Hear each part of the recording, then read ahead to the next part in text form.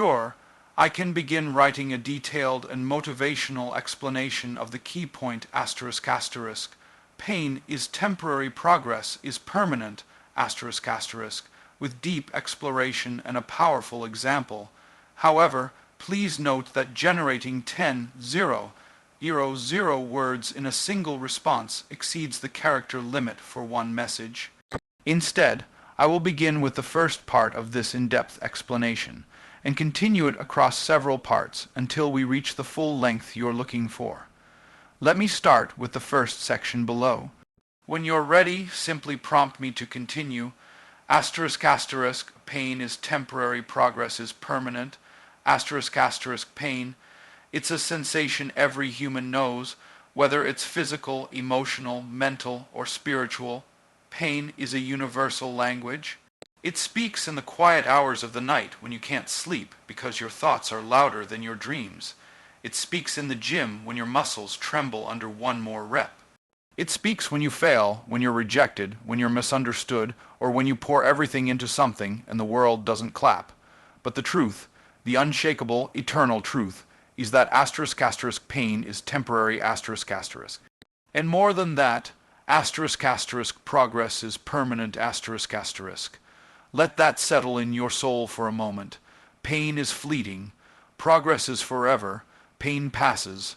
Progress stays. You see, the human brain is wired to avoid pain. We're naturally drawn to comfort, to safety, to what's familiar.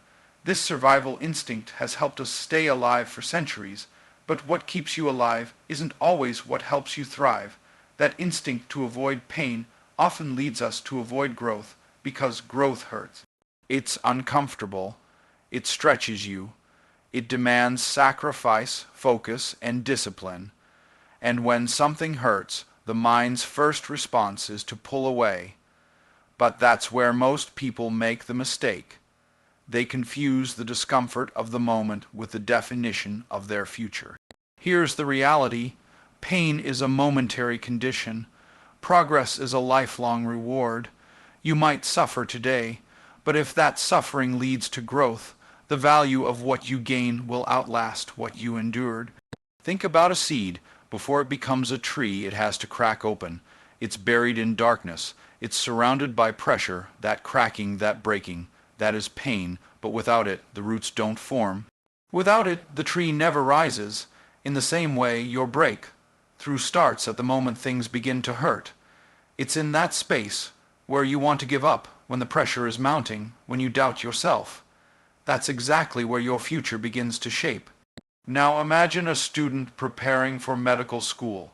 He studies 12 to 14 hours a day, consistently sacrificing sleep, leisure, social time, even family gatherings.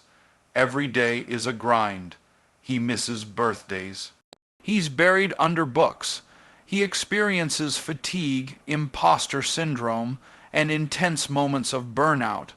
He questions if it's worth it, if he's even cut out for it. That season of his life is filled with pain, mental exhaustion, physical weariness, emotional doubt. But after all those years, he graduates, he becomes a doctor, he changes lives, he saves lives, and now, 10 years later, ask him what he remembers about those sleepless nights. He might recall the struggle, but he carries something far greater, the asterisk progress asterisk. The pain, it's gone. The reward, it's forever. This is the equation life constantly offers. Temporary struggle in exchange for permanent strength. Temporary rejection in exchange for permanent resilience. Temporary pain in exchange for permanent progress. The reason so many people never realize their potential is that they pull back when the pain sets in. They confuse the resistance with a sign that they're not meant for it, when in fact, resistance is confirmation that they're headed in the right direction. Pain is often a marker of proximity to a breakthrough. The closer you get to change, the more the pressure increases. But if you endure it, if you push through it you get access to a version of yourself that would never have existed otherwise. Let me give you a short but powerful example. There was a young woman training for her first marathon. She had never run more than 5 miles before she signed up. During training, everything hurt. Her legs, her feet, her lungs. Her schedule was brutal. She had to wake up at 4:30 a.m. to run before work. She ran in the rain. She ran when it was cold. She ran when no one else was on the road. Her body screamed for her to stop. And one day, after a particularly long run, she sat on the sidewalk, crying from the pain in her knees. She said, "Maybe I'm not cut out for this. Maybe I'm just not built for it." But something in her refused to quit.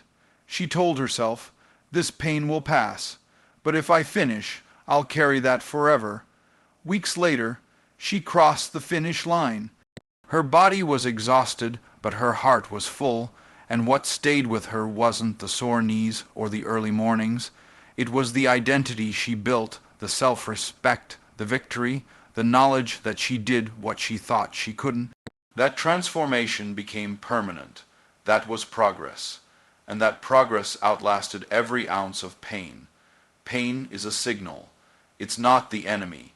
It's the indicator that you're stretching beyond your limits. If you're not feeling resistance, you're not growing. Think of a muscle in the gym. It must tear before it grows. The soreness after a workout is the body's way of saying, "I'm healing stronger." And the same is true in life. Emotional pain, mental challenges, spiritual struggles, these are not signs to quit. They are signs to dig deeper. You will not always be able to control when pain comes. Life throws curveballs, death, betrayal, failure, loss. These are not always chosen, but they are always opportunities. You can't choose every circumstance, but you can choose your response. You can choose whether the pain becomes a wall or a door. And if you see it as a door and you walk through it, you gain something pain can never take away: progress, maturity, wisdom, endurance. The greatest leaders, creators, and champions didn't reach greatness without pain.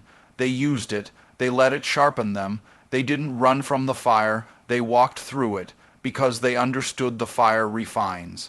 The storm builds strength. The suffering births new capacity. That is the paradox. Pain, when met with purpose, becomes fuel. So the next time you feel overwhelmed, discouraged, exhausted, pause and remember, this is a moment, not a life sentence. Pain cannot stay. It is passing through, but you are asterisk growing asterisk through. And when you come out on the other side, you will be stronger, you will be more capable, you will be more complete. The pain will be gone, but the progress will remain. Forever, absolutely. Let's begin the full-length explanation of asterisk asterisk. Emotion follows motion, asterisk asterisk, aiming for approximately 10,000 words. Since it's too large for a single response, I'll write it in parts. Here's the asterisk asterisk first part asterisk asterisk of the detailed narrative, incorporating a compelling tone and a relatable example. Just prompt me when you're ready for the next continuation.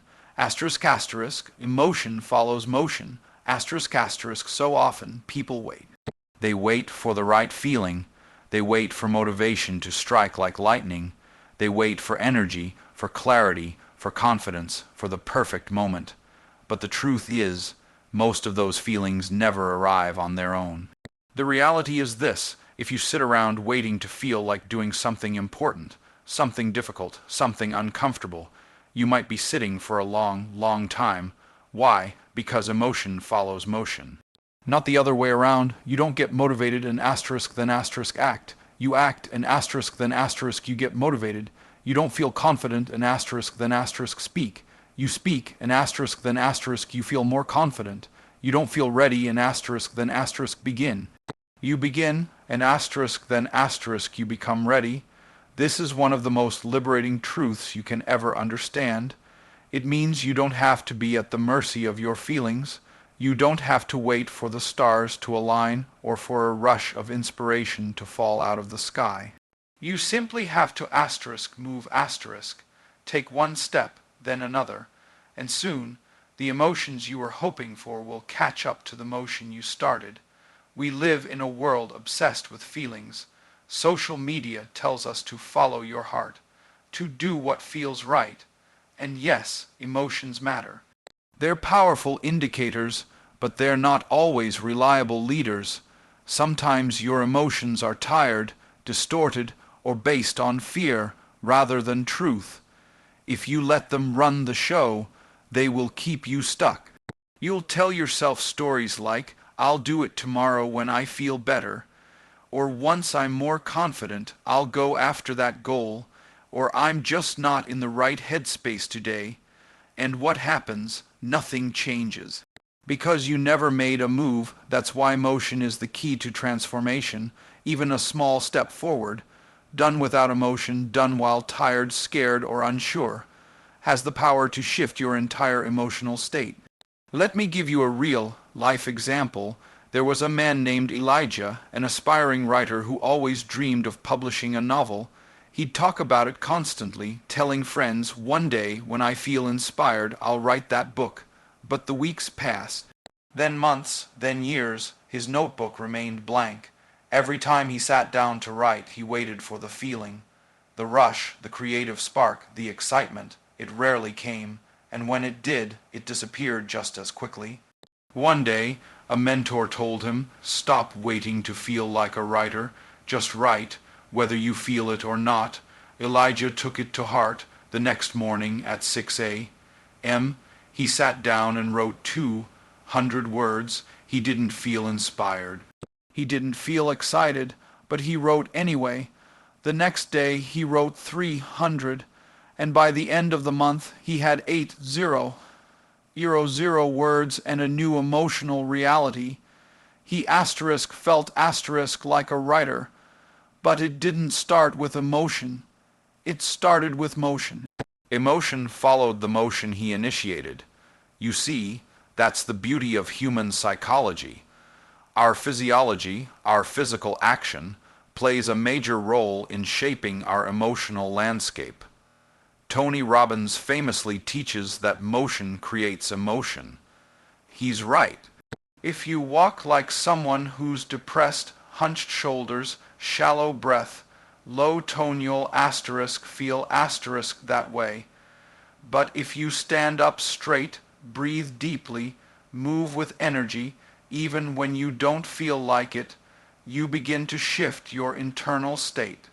Why? Because your mind is deeply connected to your body. Change the body, change the state. Change the state, change the belief. Change the belief, change the behavior. But it all starts with motion. Have you ever noticed how much better you feel after a workout? Maybe you didn't want to go, you were tired, you thought about skipping it, but you showed up. You put in the reps, you sweat, you pushed yourself. And when it was over, you felt amazing. Not just physically, but mentally. That's not a coincidence. That's science. Endorphins are released through physical motion. Your body rewards action with better emotion. Your energy level increases not because you sat still, but because you moved. The same principle applies in your career, in your relationships, in your habits. Let's say you want to build confidence as a public speaker. You're terrified of getting on stage. You keep telling yourself, "Once I feel more confident, I'll speak up." But confidence doesn't come first. The motion of speaking is what builds the emotion of confidence. Each time you step up, even if your voice shakes and your palms sweat, you are training your brain to believe, "I can do this." And eventually that belief becomes your new emotional baseline. This principle also works in reverse. Inaction breeds self-doubt. The longer you wait to act, the more reasons your mind finds to keep waiting. It's like a car engine that hasn't been turned on in years. The longer it sits, the harder it is to start. But once the wheels start turning, even slowly, you build momentum, and momentum is powerful. It compounds. One small action can lead to another, and before you know it, you're in a rhythm that reshapes your entire emotional identity.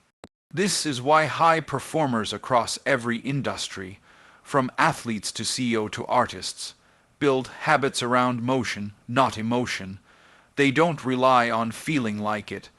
They rely on systems. They train themselves to act and let the emotions follow. Because they understand that emotions are like weather. They shift. They can't always be trusted. But action, that's under your control. Imagine a young mother who has just lost her job. She's overwhelmed, scared, unsure how she'll provide for her children.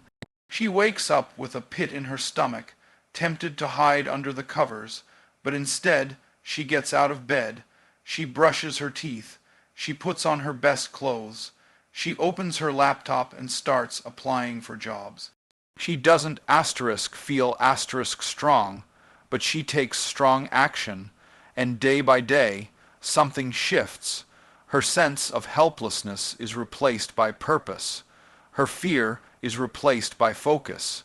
She begins to believe in herself again, not because she waited for motivation, but because she created it through movement. Her motion gave birth to new emotion. It's the same reason why so many therapists recommend action-based strategies for depression. When someone is depressed, their natural impulse is to isolate, to stay in bed, to stop moving. But the path to healing often begins with small, consistent actions. Going for a walk, journaling, getting outside, calling a friend. These acts may feel insignificant, but they signal to the brain that change is happening. And over time, that motion leads to a shift in emotional state. The beauty of this principle is that it gives you back your power. It means you don't have to be trapped by how you feel. You can lead your feelings, not be led by them. You can choose motion even when emotion is missing, and by doing so, you become the architect of your state, not a victim of it. So the next time you're stuck, the next time you feel low, uninspired, afraid, or lost, don't wait for the emotion to change. Change your motion, get up, move your body, take one small action toward your goal, send the email, write the first paragraph, make the call, go for the run, even if it's messy, even if it's imperfect. Because once you start moving, you're sending a signal to your brain, we're not stuck, we're in motion, we're making progress, and the emotions, they'll follow. Would you like me to continue with part 2 toward the 10-0-0-0 word goal?